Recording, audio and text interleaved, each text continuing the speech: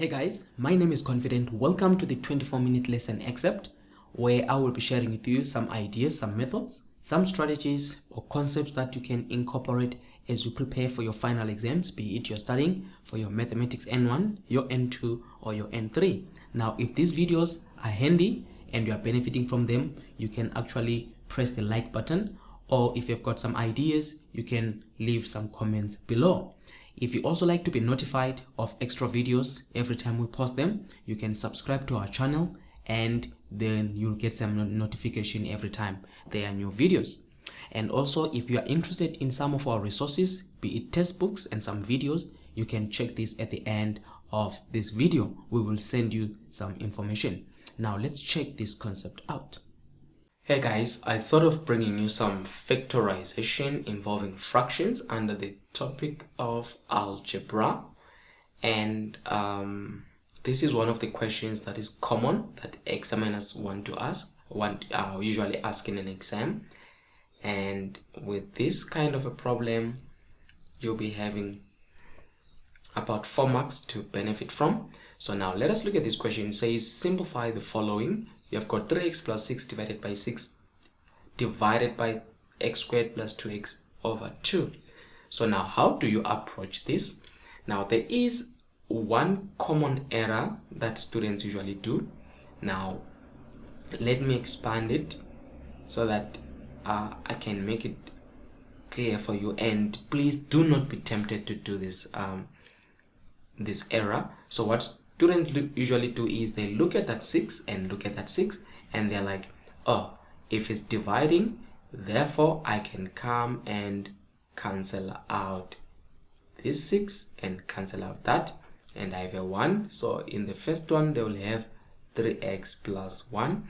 They do the same thing on the second, and they look at that 2 and they look at that 2 and they cancel out that, and then they'll say divided by x squared plus x.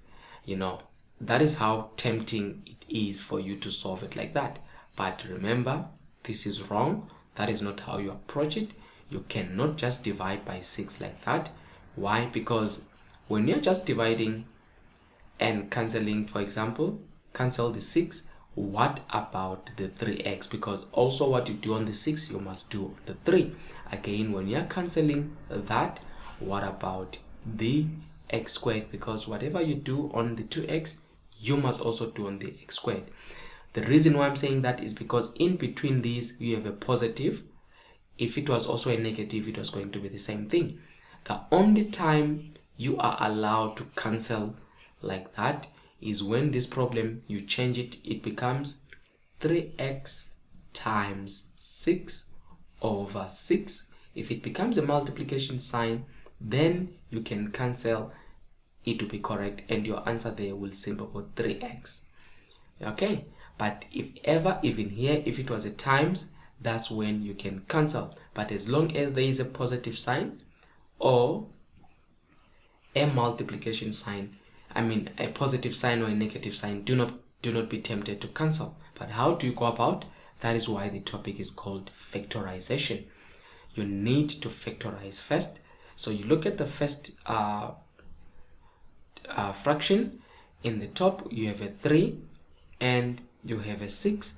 What is common in 3x plus 6? You can see that 3 is common, and what you're simply doing is like you are dividing by 3. So you'll be having your 3x and you'll be having your 6. So when we divide by the common factor, which is 3, so the 3 will cancel to remain with the x, the 3 will cancel into 6 to remain with the 2. So that's why I'm going to be having x plus 2. Remember to check your answer. You can expand and say 3x plus 2. You expand there and you expand there to say 3 times x is 3x and 3 times 2 is 6. Expanding shows you that if you go back to the original, then you did factorizing correctly. So that is the first part that we're doing, and then we are saying this is over 6 and we are dividing by, again we do the same thing On the next part, we find out by factorizing the numerator, which is the top part, what is common in x squared and 2x. You can see that the x is repeating. Now there is a power 1 there. When it's just x, it means it's power 1. Take the smallest power, which is power 1. So you are dividing now x squared over x, and you are dividing 2x over x. So when we say x squared, it's simple like saying x times x here, that is x squared. So when you're cancelling, 1 will remain, and in 2x only 2 will remain. So you're going to be having therefore x on the outside, it will be x plus 2, and then this is divided by 2. Now when you've done that, you continue with it. Remember, you're simplifying. Now this particular 3 can cancel because it's multiplying. Remember, I told you that as long as there is a multiplication and the 3 is protected by the bracket there, you're allowed now to cancel the 3 and the 6 to get a 2. But if it's confusing, you can leave it like that for now and move on to say you have a division sign. You need to change the division sign into a multiplication sign. So the moment the division sign changes into a multiplication sign, the 2 will go to the top and what was on the top will go to the bottom. So that you'll be having, in this case, if I just write it down, remember now it's a multiplication sign. So you'll have on the other one is 2 over x, and it's x plus 2. That is what the multiplication sign does. And then the other one remains as is, which is 3 x plus 2 over 6. Remember, now it's multiplication. So when it's like that, it becomes easier now to clear it up, whereby you can see that the 2 can come and divide on the 6. 2 into 6, you get your 3, and this particular 3 will come and cancel that particular 3. Remember, I said there is a times there. And again, if you watch carefully, the bracket is x plus 2 will cancel the other bracket as the x plus 2. So the actual the final answer you are having on top, all the things are 1. So you'll have 1 over, don't just say nothing, it's 1 over. At the bottom, you cancelled everything except that x. So it is 1 over x as the answer. Students sometimes they'll say there is nothing on top and they get them and they write their answer as just x. But don't forget, when you are cancelling, you are remaining with 1, 1, 1, 1, 1. And you can see that x is below the division line, so it is 1 over x. Also, you can prove this answer. There is a way you can prove it. Now, how do you go about proving that? You go to the original. Now, in your original, you choose any value. For example, e.g., you say let x be equal to, let's choose any number, let's say 17.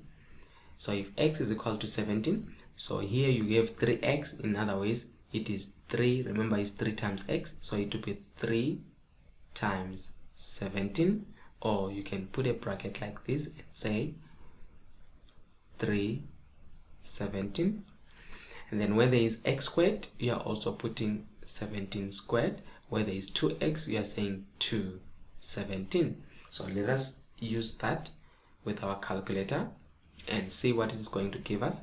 So here, as I say, it is 3 times, or 3 into 17. Remember, 17 is just what I chose to use. You can choose any number, and it's divided by 17 squared. Sometimes it's always wise to put a bracket there and say 17 squared, but in this case it doesn't change anything, plus 2 into 17 divided by 2. So when you've done that, your answer there, you can see it says 1 over 17.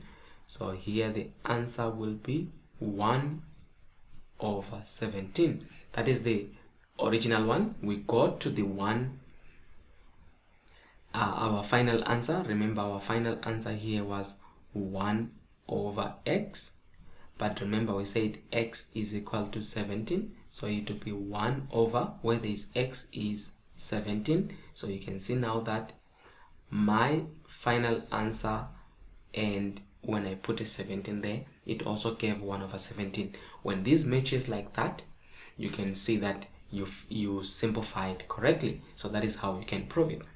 Now, I hope this was of benefit to you. Remember to join our YouTube and our Facebook channel so that you can be able to be notified every time we post these videos. Thank you. I hope the video that you just watched was of benefit to you. And as I said, if you benefited from the video, you can press the like button or you can leave us a comment below. And if you want to be notified of these videos, you can always subscribe to our channel. Now, if you want the full curriculum of this mathematics, if you're studying for mathematics N1, N2 or N3 and you want the test book as well as the videos, we have a full curriculum of the mathematics N1, N2, N3 as well as the accompanying videos. We also have videos of the previous question papers, the latest papers that were written in video form. These question papers can assist you as you prepare for your exams. We also have PDF version of the previous question papers that were written since 2014 until now. And if you want them, you can check all the information from our website, and trust me, these will become very handy to you. We sell them at a very discounted prices, and it is worth the try. Thank you.